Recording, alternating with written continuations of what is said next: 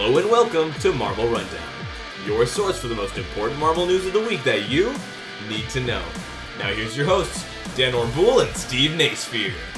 Oh, it's good to be back. Ha, great to have you back.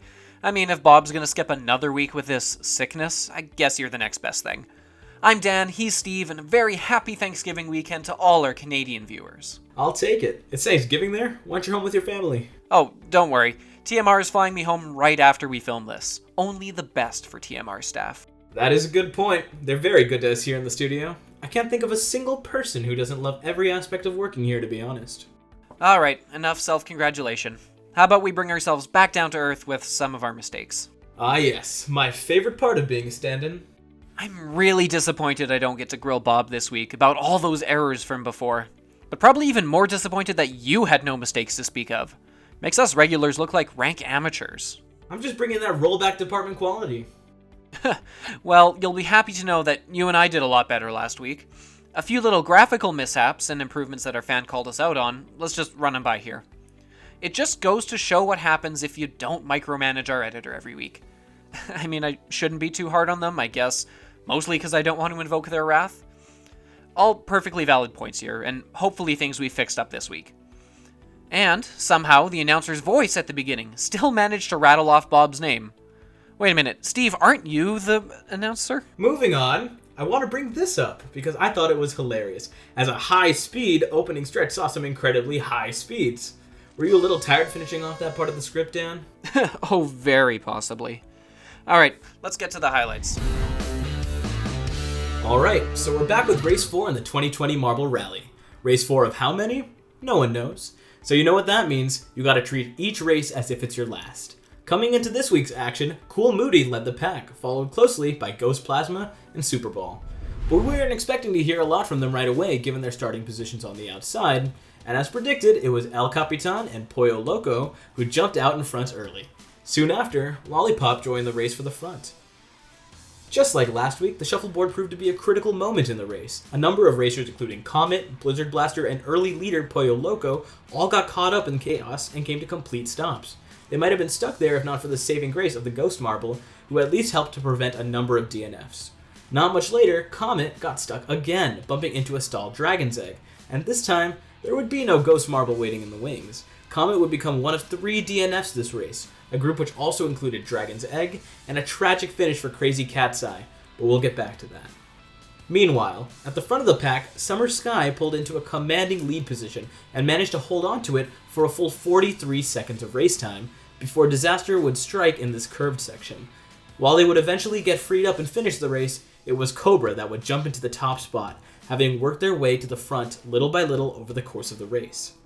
And that's a lead that would be held, as after not earning a single point in any of the first 3 races, Cobra comes across the finish line to earn their first ever race win in 5 years of Marble Rally racing. Slimer and Ghost Plasma would round out the podium, and then one of the saddest moments you'll ever see in a marble race. Mere centimeters from the finish line, the wetness of the sand became just too much for Crazy Cat's Eye, and they came to a complete stop. Everyone waited with bated breath as Summer Sky came rolling in toward the finish line, but not wanting to risk anything, Summer Sky took a path around, leaving Crazy Cat's Eye to sit and stew in sadness.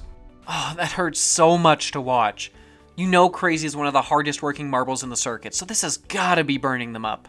No doubt. So at the end of the day, Cool Moody holds on to first overall thanks to a 4th place finish, but Ghost Plasma is continuing to narrow the gap thanks to a league-leading 3rd podium in 4 races. Fan favorite Red Number 3 now sits at 16th. Dang, that was one of the closest races we've seen this year. So one thing that really stood about this race, to me at least, compared to the others, is the fact that our top 3 finishers actually didn't get out in front until late in the race. Yeah, we've gotten so used to front running that this race was a real breath of fresh air. Oh, for sure. Early on, we saw a lot of early promise from Lollipop, Pollo Loco, Summer Sky. They all did really well early on and held the lead for most of the race. Summer Sky had 43 seconds, Lollipop with 23, Pollo Loco with 12. But if you look at the final results, none of them managed to find their way to the podium or even a top 5 finish. And there's actually a great reason for that. Oh? By all means, enlighten us. Okay, look, we've got bad conditions, everyone knows it. Sand gets really sticky. I mean, look at Crazy Cat's Eye by the end of the race. And it's not just Crazy, it's everyone by the end of the race. So how do you stop yourself from picking up all that sand? The more people that roll over a patch of ground, the less loose sand there is to pick up later. Either it's already been packed into the ground by the leaders, or it's stuck to the leaders. Everyone running ahead was gathering more and more weight, and those hiding right behind the leaders were in a prime spot to seize the lead when it mattered most. Cobra, Slimer, Ghost Plasma, they all hung around just behind the top 5 for most of the race, using this to their advantage, ready to strike. And then they did, right when it mattered. And the results speak for themselves. Oh dang, I didn't even think of that. And that, mon ami, is why this is the finest marble sports show on this side of the Atlantic. I bow before the master. And that transitions us nicely into this week's player spotlight, Cobra. We already talked quite a bit last segment of how they got the win here, but there was a lot more going on than just this week's race. No kidding. 2 DNFs and a 17th place finish aren't how any one of these competitors would have planned on starting the season. But here they sat. 3 weeks passed, no points to show, and on the verge of earning top billing on our Mellow Yellow lookalike competition. I guess they must watch the show, because after we lit a fire under them with the blazing fireball comparison, my goodness did they come out swinging this week. Yeah, it takes a lot to come out after all those early failures and get yourself back in the right headspace. Big props to Cobra on getting that turned around this week. 14th definitely sounds a lot better than 20th. So that about does it for the first half. After the break, we'll go over some updates on upcoming events, Drew will stop by to share his thoughts on Deep Dive, and then we'll wrap it up with our prediction and fan-featured comments. Lots of exciting stuff, don't you go anywhere. Unless you're pausing the video and coming right back. Right, we're okay with that. See you soon.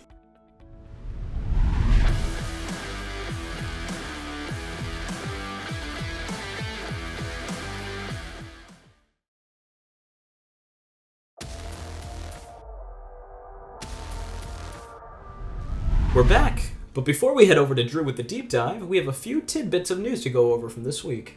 Yep, so we got some more specific timeframes for Le Marble Race and Marbula E Race 5. They're both coming this month.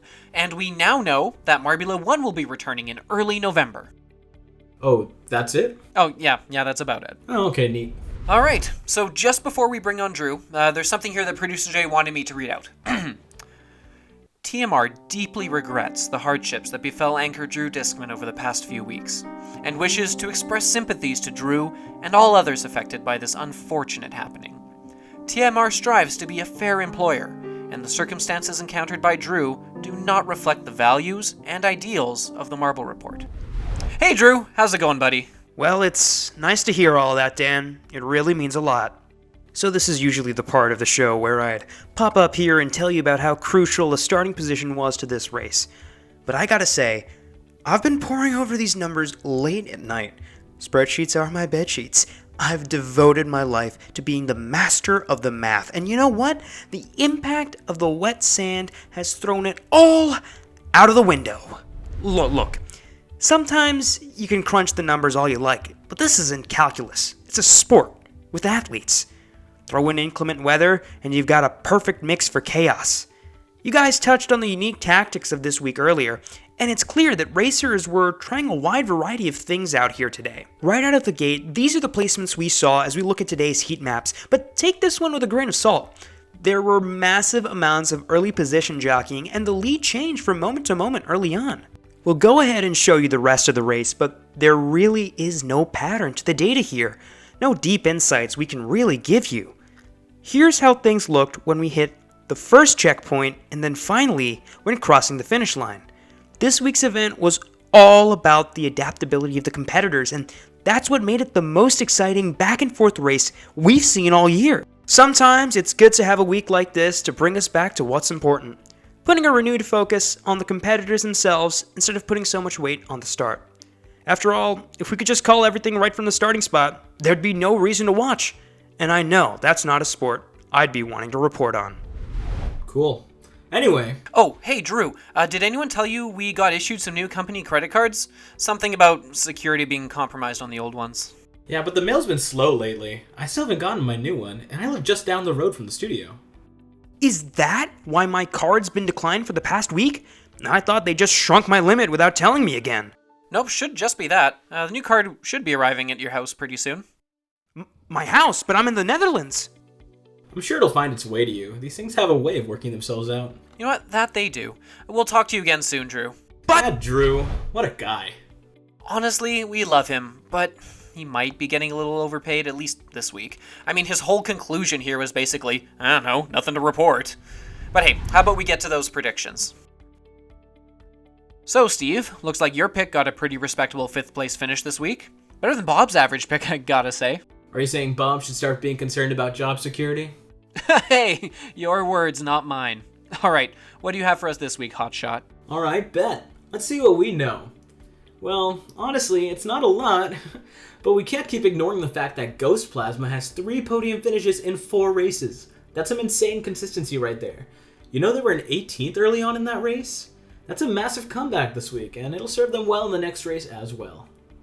Well, that is a great pick. I feel Cool Moody also had a very similar story. Started at the back, made the big comeback, and has had the same level of consistent performances. You know they've barely missed out on podiums in each of the last 3 races? Same consistency with, in my opinion, the ability to make the big plays at the end.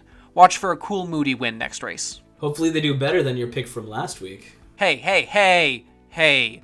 Lollipop was out in front for a big portion of the race.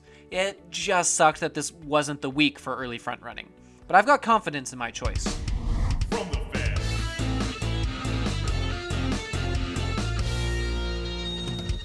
So last week we asked you to do some predicting of your own, and we were in the lucky spot of actually being able to judge you all on your answers. Yep. So last week we asked you who was most likely to get a point first, Cobra or Blazing Fireball, both of which had 0 as of last week. Now, most of you actually saw into the future correctly. That's right. The vast majority of responses correctly called Cobra, the most impressive of which was actually Joe's Palace, who also called that they would both get points. So since you all seem to be so much better at making predictions than anyone on staff here, let's get some more predictions. With the return of Marbula 1 looming, do you think any teams are going to be invited that didn't participate in this year's Marble League? Who do you think are the wild cards? Let us know in the comments, and don't forget to use the hashtag QOTD. Well, I think this should officially be the end of my guest day. Gotta say, it was a wild ride. Yep, fingers crossed that either Bob gets better soon, or that the fans really start to take a liking to you in his place. Aren't you worried about Bob hearing that? No, he doesn't watch the show. Absolutely fair, I wouldn't either. Ha! Okay. Well, from Steve, myself, and the rest of the Marble Rundown team, have yourselves a great week. And definitely keep an eye out for another project of mine coming out soon. Hey, you don't get to just plug your stuff every week. See you next time, everyone.